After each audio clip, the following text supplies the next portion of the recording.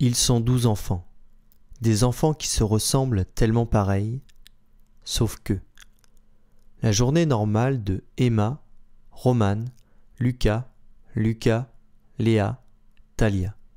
C'est l'école, parfois la garderie, les copains, la cour de récré, la cantine, les jeux, la maîtresse et les leçons, puis le sport, la danse, la musique ou la maison après l'école et un orthophoniste par-ci, par-là.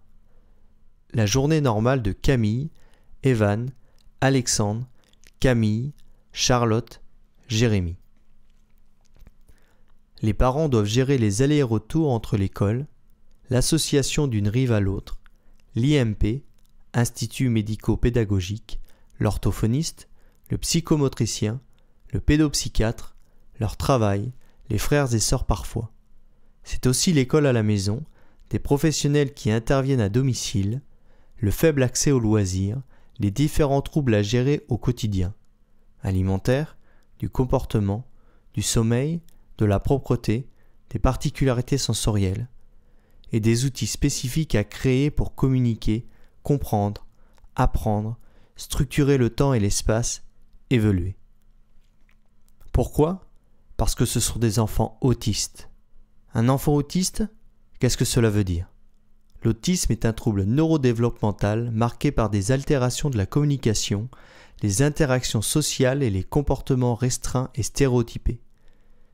Il affecte tous les domaines de développement qu'il va falloir stimuler et rééduquer un à un, avec des formes très variables d'une personne à une autre sur les plans attentionnels, sensoriels, moteurs et cognitifs. À ceci, s'ajoutent pour beaucoup d'entre eux des troubles associés, épilepsie, troubles déficitaires de l'attention avec hyperactivité, troubles génétiques. L'autisme n'est pas une maladie, mais entraîne un fonctionnement cognitif, un traitement de l'information et un mode de communication différent. Imaginez que vous demandiez des choses aux gens qui vous entourent et que personne ne comprenne. C'est exactement ce que ressentent les autistes. Parce que l'inclusion devrait être une évidence.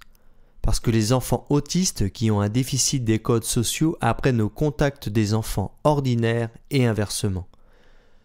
Parce que le handicap, cela ne concerne pas que les autres.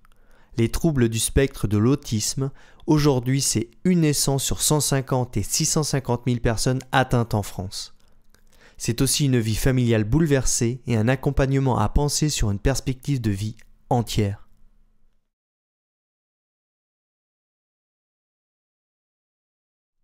Coccinelles et abeilles.